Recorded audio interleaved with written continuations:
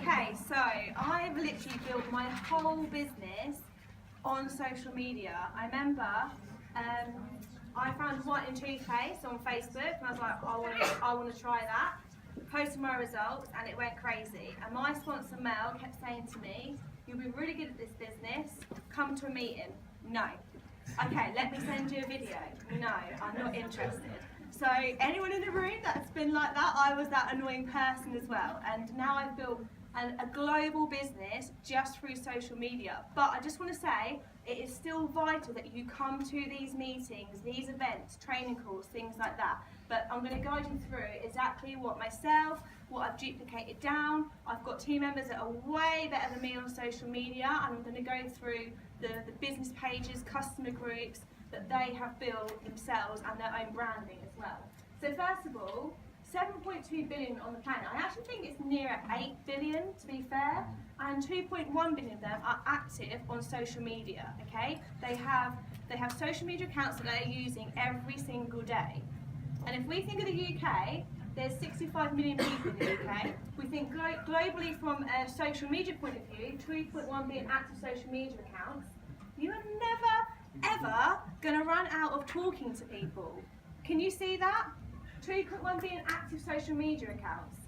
You're never ever going to send 2.1 billion messages, okay? I'm not a mathematician, but if you try and work it out, I don't even know how many years that is. You're never ever going to run out of people to talk to on social media, ever, fact. And guess what? Blue Diamond, how many do we need to get to Blue Diamond?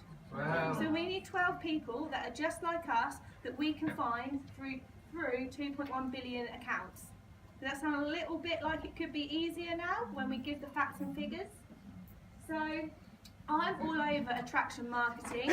I am not a salesperson. That is not what I'm about. My story sells. My own personal results sell. The first thing that someone sees on your Facebook is your profile picture, your cover photo, and your bio. I know you won't be able to see it, but like you said, it is the size of an iPad, so See in space. I know you won't be able to see it, but you'll be able to see roughly. Your Facebook, for example, is your business card. It's the first thing someone sees. If you hand them a business card, they're going to look at it.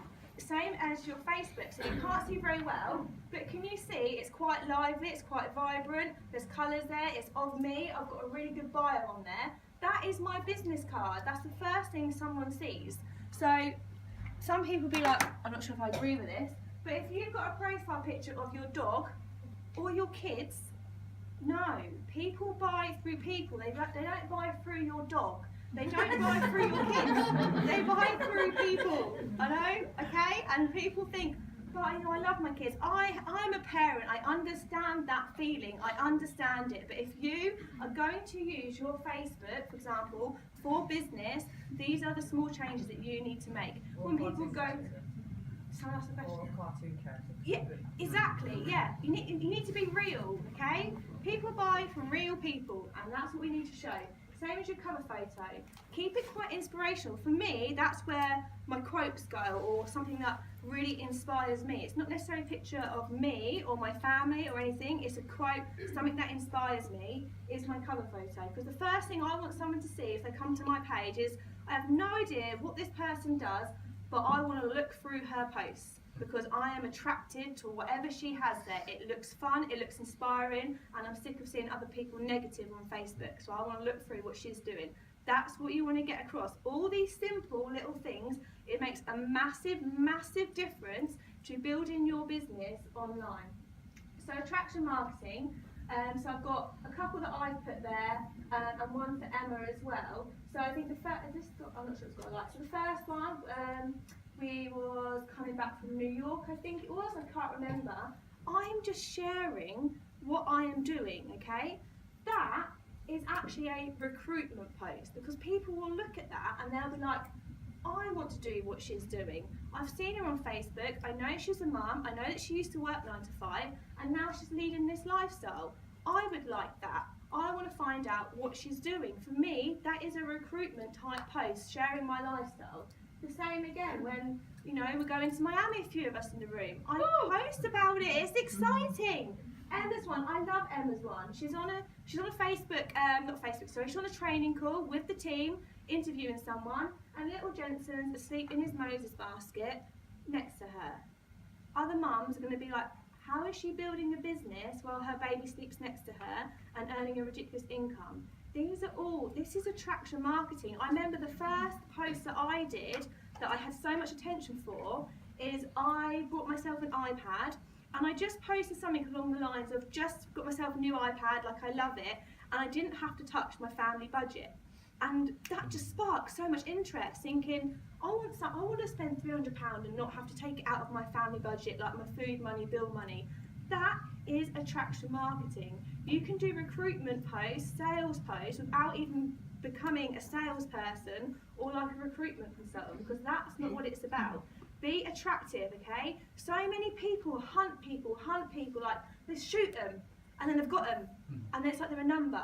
You want to fish for people, okay? You want to show what you're doing, fish for them, and you put that line out, and they're going to get closer and closer and closer to you. In a year's time, I know there's people on my Facebook now that have been watching me for a long time. They haven't asked anything that I'm doing yet, but I know in a year's time, because I'm consistent, I build trust with people, and I'm not going anywhere, they will say, you've led this lifestyle for like a year, 18 months now, I trust that this is something stable, I want a piece of it. You never ever know who is watching you. Keep your posts attractive at all times. So attraction marketing, if I'm about to write something, this is what I think about. If I'm going to write something, and I read it back, and I say to myself, if I saw someone put that, would I find it appealing? Would I be encouraged to like it? Would I be encouraged to comment on it? If it's a no, then I'm not going to put it. Think about everything that you post. Don't just post for the sake of it. Give value, give content to it, and think, if I would like that, then I'm going to post it. No negativity. I don't care if anyone gets stuck in traffic or someone cuts them up. Don't put it. It's these little things. You could spend 6 months building an amazing Facebook profile, and then you have one rant on there about something really insignificant, and you've ruined everything that you have built up. No negativity, okay? People say to me, do you have down days? Do you even have bad days? You always seem so upbeat and positive. Yes, I do. I just don't plaster them over Facebook. Poor Dan gets it in the ear, like, oh my God, I'm having such a bad day. This has happened, so-and-so said this. It's natural to have them days, but I don't need to plaster it on Facebook, okay? No negativity. Be real, be you. People buy from people, like I said. The truth is good enough. Don't need to lie about things, don't need to over-exaggerate things. Be real, and people are going to connect with that, and they're going to trust you more. Share, not sell. Like the toothpaste. I started using it, so I shared my results. I didn't say, I'm selling this without even using it. I shared my results, and because people knew who I was, they knew it was me, not just a random picture that I'd found on the internet. That's what got the sales in the end, from sharing, not selling. And celebrate your success. This is my favourite one. Celebrate everything, absolutely everything. I'm not even talking about someone gets to executive. Share and celebrate. Someone's just joined my team. Someone's just put through their first order. Someone's just put through, they've just signed up with their own new team member and building their business. Celebrate everything, and celebrate cross lines, sidelines, whatever you want to call it. Celebrate their successes as well. We all do it. We're going to Miami. Some people I'm going to Miami with, I don't earn anything off. They don't earn anything off me, but we still post and tag each other in it because we work together, because we want to celebrate success. We're one team. Don't be a spammer. Like, I love the no spam side. Don't be a spammer, okay? You've got that contact. It's now time to convert them. Like I said, don't hunt them. You fish for them. You build their relationships, okay? Because you have control here. You want people that you want to have in the business, okay? So you get to choose who you have. So if you think someone's loyal, they've got that good work ethic, they're kind-hearted, you get to choose that, okay? So you only know that if you're building relationships with people. I've recruited people, there'll be plenty of people in the room that have come on board, and we are so not alike, and I can't see them going any further into the business, because I've just literally gone out there, do you want to come and join the business? And it doesn't work. Like, I've done that side of things. Building a relationship is what works. You can find out, what's their why, what are their goals, what they want to achieve, and then you can say, if I'm speaking to a mum that works full time, guess what? I was in that boat. I understand how it feels like, and straight away, I've built a relationship. They've connected with me, and they're more interested in joining me, not the business, okay? And that's why we say, like, stories sell. When I share my story about being a busy mum, working 9 to 5, like struggling at Christmas, on credit cards, hating the thought of an MOT, that sells. If I say, do you want to come and join my business, and you can earn a 43% markup if you sell products, and I'm going on, like, and then you can earn 5% off anyone else, and then if you carry on, you can earn 20-25%. Oh my God, not interested, okay? What would be more interested for you? You're more interested in my story than reading off some numbers, right? That's all you need. Share your story. Know what your story is. It's no different from me sharing a story here than sharing it on Facebook and building relationships with people. Team building. So there's quite a few of us, we have our training groups that are on Facebook as well. So we have everything in one place. We have a Facebook training group where we post example posts to use for our guys. We post when our team calls are going to be. We'll put videos in there, whether it's about mindset, whether it's about ideas, coaching on how to sponsor people. I don't actually like the word recruit. I just think it's like such a number thing. I like to use the word sponsor because we're here to coach people. You can build everything. You can stay connected with all your team members just through social media.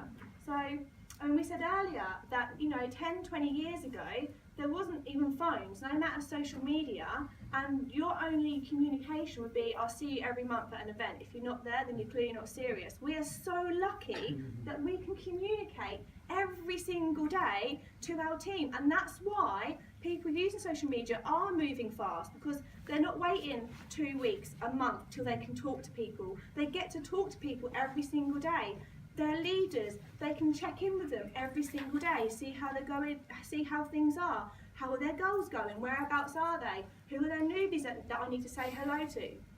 I'm not waiting a month to do that, I can do it every single day, and that's why social media is becoming more powerful. Don't just think of it from a customer point of view, you can build leaders through your training groups on social media. So Emma, this is Emma's profile on Instagram. I believe her last 3 executives came from Instagram.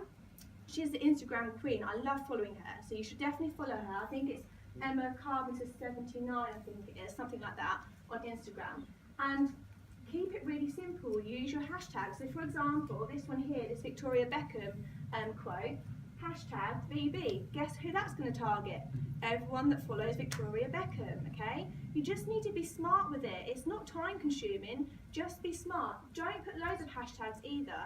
So if you're putting like a business post, you can put business, success, mindset, motivation, positivity, and it's going to target those people that are naturally looking at that type of material anyway, okay?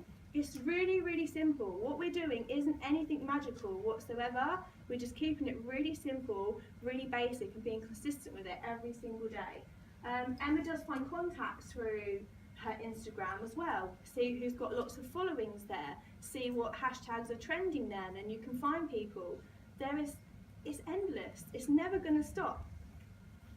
So my favourite, personalisation and branding. So for example, every single person in this room, okay, you're all distributors, obviously you are, pretend I'm not and I'm a customer.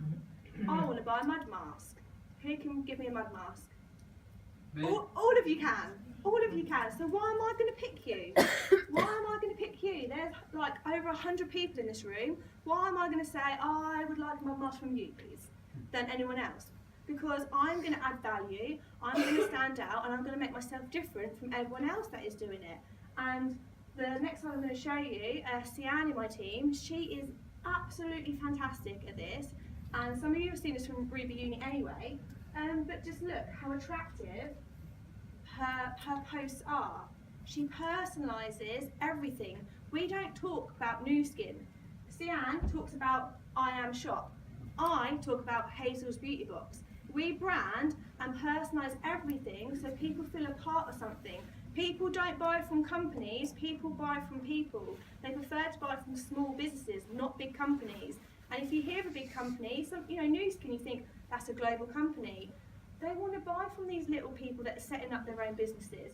And it's just so much more attractive than just seeing like a Nu Skin logo. It's still Nu Skin, but we brand ourselves and we add value. And there's hundreds of us in the team that have this with all our different names, different ideas and different branding. And that's why things are moving so quick.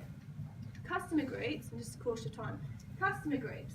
So my background is in developing customer service, customer initiatives, so I'm all about the customer, and I always find the more customers you have, the more potential new distributors you're going to have. How positive is it to have a distributor that is already in love with the products? You don't have to say to them, right, if you try these top 3 sellers, or if you get yourself a kit and then you can do this.